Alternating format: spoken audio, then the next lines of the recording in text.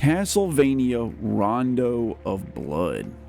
It's Castlevania Rondo of Blood, and I played it on the Castlevania Requiem Collector's Ultra Mega Super Founders Edition from Limited Run Games. I don't know what it's really called, but here it is. It's a beautiful box. It's the most beautiful box in my entire collection. This originally came out on the PC Engine. Now they did a kind of like remixed spun off version of it on the Super Nintendo called Dracula X, which I also have not played. But I've been waiting to play this game forever and ever and ever and ever and ever, and I'm so glad I finally did. They ported to the PS4. I bought this freaking collection edition, and I cracked the bad boy open. I cracked open a multi-$100 collector's edition, opened up all the stuff on the inside, tore the cellophane off the game, and put the disc in the machine. Yes, I did it. I play my games. They don't just sit on the shelf sealed. I actually play them. It helps that the open version of this was only $30 less than the sealed version of it, but that's not the only reason.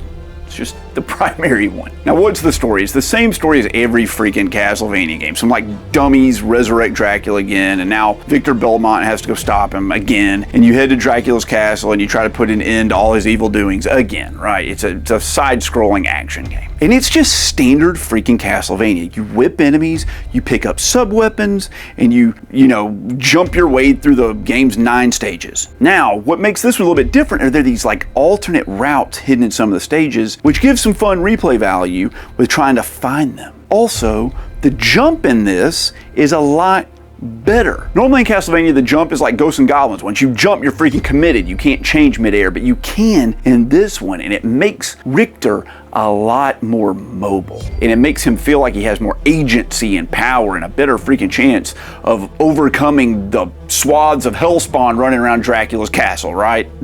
There's also an item crash you can do, which is the ultra attack from your sub-weapon. And it is super powerful. It'll often let you like just blast through most of the bosses. And the strategy is to save up all your hearts, which is like your mana, for the whole stage so that you can just item crash the crap out of the boss. And I love it. I regret nothing about that. It made me feel awesome to do it. Well, the difficulty, as you would expect from most Castlevania games, is extremely high, but this time you can save between freaking levels. Yeah, buddy, you can save between the freaking levels, and there are even a couple of checkpoints in each stage. Now, you only get 3 lives to beat the level, so you still have to be on top of your game, to beat them. You gotta get through in the 3 lives, and that's easier said than done, but it can be done. Unlike some of the other Castlevania games where beating them is like, a lifelong bucket list item. And this isn't like that. This is a hard game, but it's just a game you commit to for like a weekend and you can knock it out. But luckily, even if you can't do that, even if you're struggling so much, you can unlock an alternate character early in the game. Like early in the game. Not even after doing any challenges, just early in the game, and it's Maria, and she is way more powerful. She has like a dash, she can move and attack, she attacks faster, she can duck under a lot of stuff because she's shorter. She has a better reach than Richter. She can throw out, she throws birds as her attack. She doesn't throw, she commands multiple birds to simultaneously fly out, and she's just like a much stronger character. I mean, she is easier to play. I found her to be more fun because it was different than what I was expecting. Now, as for the aesthetics of this, I mean, it looks a lot like Castlevania Symphony of the Night when you're playing the game, but the opening cutscene of this, done in anime style, which I was not expecting. I think I've heard somewhere once that it was like anime, but I forgot. Dude, it's freaking like 90 times better than like most of the modern games cutscenes out there, and I absolutely freaking loved it. It was epic and old school, looked like 80s anime, and I'm not even a big anime fan, but they just did this so well. I wish that some of the other Castlevania games incorporated cutscenes like this. The music, like every Castlevania game, is unbelievably good. It's extremely epic. It's incredible. I wish I could play it here for you, but there's bloody tears. There's all the songs you would expect to hear